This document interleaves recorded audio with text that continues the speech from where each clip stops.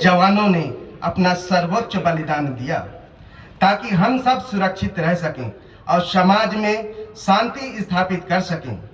इन जवानों की शहादत को मैं सत सत नमन करता हूं। भारत की आज़ादी की यात्रा के साथ ही दुनिया के अनेक देशों ने भी अपनी स्वतंत्रता की यात्रा प्रारंभ की, लेकिन इनमें से कई देशों में शासन व्यवस्था पटरी से उतर गई और वहां की जनता आज अराजकता का सामना करने मजबूर है।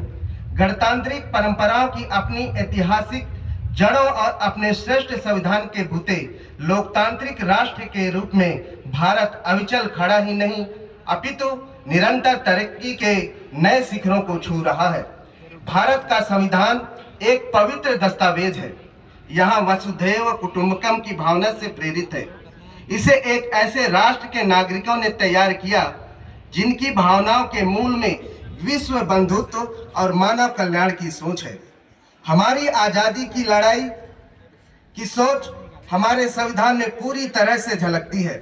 बाबा साहेब डॉक्टर भीमराव अंबेडकर के नेतृत्व में जब हमारे छत्तीसगढ़ से संविधान निर्मात्री समिति के सदस्य संविधान तैयार कर रहे थे, तब निश्चय ही उनके सामने बाबा गुरु घासीदास जी के समता मूलक संदेश, शहीद वीर नारायण सिंह जी के संघर्ष की गाथा और पंडित सुंदरलाल शर्मा जी का छुआछूत विरोधी संघर्ष जैसे आदर्श रहे होंगे। इन सभी के विचारों को बाबा साहब ने अंतिम ड्राफ्ट के रूप में बहुत सुंदरता से पिरोया था। इस गणतंत्र की धरोहर को सुरक्षित रखने और सहेजने के संवारने की जिम्मेदारी हमारी और भावी पीढ़ी के हाथों में है। हमारा गणतंत्र हमें सत्य में जयते की सीख देता है। मुंडकोपनिषद का यह सूत्र वाक्य हमें बताता है कि अंधेरा कितना भी घना क्यों ना हो, हमें उम्मीद नहीं छोड़नी चाहिए। अंततः विजय सत्य की ही होती है। हमारे गणतंत्र की इस भावना की विजय हमने गंभीर नक्सलवाद ग्रस्त इलाकों में देखी है। इन इलाकों में माओवाद ने अपनी हिंसक विचारधारा से न केवल आम आदमी के जीवन को नरक बना दिया था, अपितु भारत के गणतंत्र को चुनौती देने के लिए गणतंत्र खड़े करने की योजना बनाकर काम कर रहे थे। हमारे सुरक्षा बलों का इनसे लगातार संघर्ष चलता रहा है।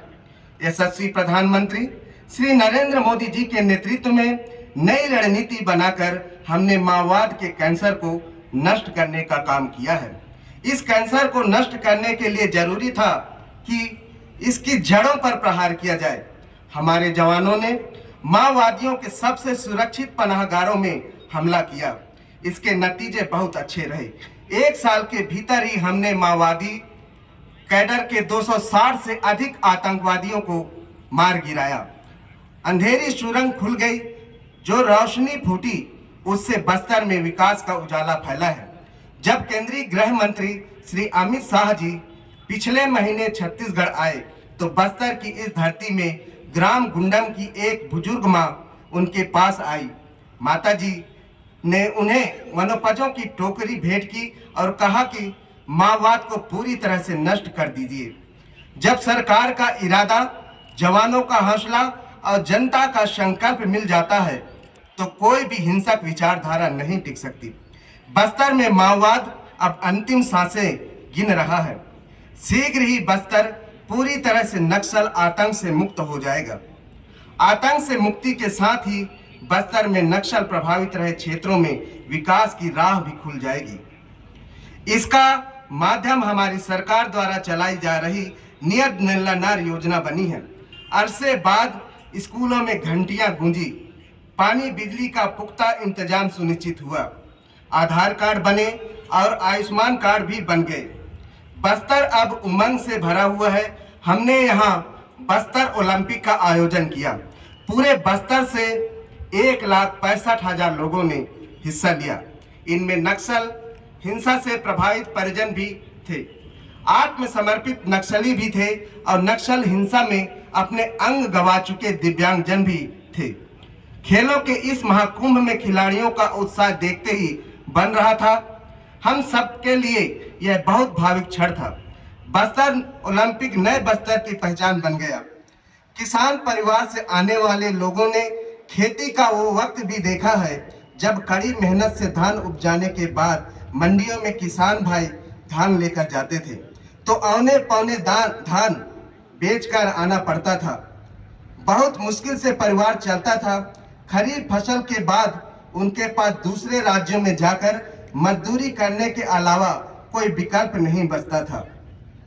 श्रद्धेय अटल जी ने छत्तीसगढ़ राज्य का निर्माण किया तो धान की खरीदी व्यवस्था भी आरंभ हुई। धान के कटोरे में कोई भी भूखा ना सोए, इसके लिए मुख्यमंत्री खाद्यान्न सहायता योजना भी आरंभ हुई। यह काम इतने व्यवस्थित तरीके से हुआ कि छत्तीसगढ़ देश में खाद्यान्न सुरक्षा का मॉडल राज्य बन गया। मुझे याद आता है कि छत्तीसगढ़ बनने के बाद शुरुआती दौर में धान खरीदी लगभग 4.63 लाख मीट्रिक टन की आसपास हुई। पिछली बार यह आंकड़ा 145 लाख मीट्रिक टन को छू गया। यह इसलिए हुआ कि हमारी सरकार किसानों को धान का सबसे अच्छा मूल्य दे रही है। हमने किसान भाइयों से 3100 रुपये प्रति क्विंटल तथा 21 क्विंटल प्रति एकड़ में धान खरीदा। किसानों से किए वादे के अनुरूप हमने 13 लाख किसानों को 2 साल का बकाया बोनस भी दिया। इन सब के चलते पिछले सत्र में हमने किसान भाइयों के खाते में 49,000 करोड़ रुपए अंतरित किए। लगभग 2.5 माह से राज्य में तेजी से धान खरीदी चल रही है। किसानों के खाते में लगातार समर्थन मूल्य की राशि दे रहे हैं। प्रति क्विंटल अंतर की राशि 800 रुपये हमारी सरकार के द्वारा आदान सहायता के रूप में एकमुश्त फरवरी माह में किसान भाइयों के खाते में भेजने का निर्णय लिया गया है। इसके साथ ही प्रदेश में भूमिहीन कृषि मजदूरों के लिए हमने दीनदयाल उपाध्याय भूमिहीन कृषि मजदूर कल्याण योजना का शुभारंभ भी किया है। इसके अंतर्गत हम 5,62,000 भूमिहीन कृषकों को 10,000 रुपये सालाना प्रदान कर रहे हैं। यह शुभ संकल्पों और अच्छी नियत का प्रतिफल है। छत्तीसगढ़ के किसान आज बेहद खुशहाल है। पलायन रुका है और किसान खेती में निवेश कर रहे हैं क्योंकि उन्हें खेती से अच्छी आय मिल रही है। डबल इंजन की सरकार किसानों को फसल का उचित मूल्य दिलाने के साथ ही खेती को हाईटेक करने का कार्य भी कर रही है। अब खेतों में कीटनाशकों का छिड़काव ड्रोन दीदी के हाथों हो रहा है। घंटों का काम ड्रोन दीदी का ड्रोन मिनटों में कर देता है। आपके इधर वर्षों में देखा होगा कि जलवायु परिवर्तन तेजी से हो रहा है। कभी मानसून विलंब से आता है तो कभी असमय बारिश हो जाती है। इस बड़े संकट से निपटने के लिए पुख्ता तैयारी भी हमने की है। हमने ऐसे बीज तैयार किए हैं जो क्लाइमेट चेंज की चुनौती से निपटने में सक्षम है। एफपीओ के माध्यम से किसानों के लिए नए उद्यम के रास्ते हमने खोल दिए हैं। हमारे यशस्वी प्रधानमंत्री श्री नरेंद्र मोदी जी हमेशा कहते हैं कि हमें किसानों की आय दुगनी करनी है तो पशुपालन को बढ़ावा देना होगा। हम सब ने सहकारिता में अमूल का प्रयोग देखा है।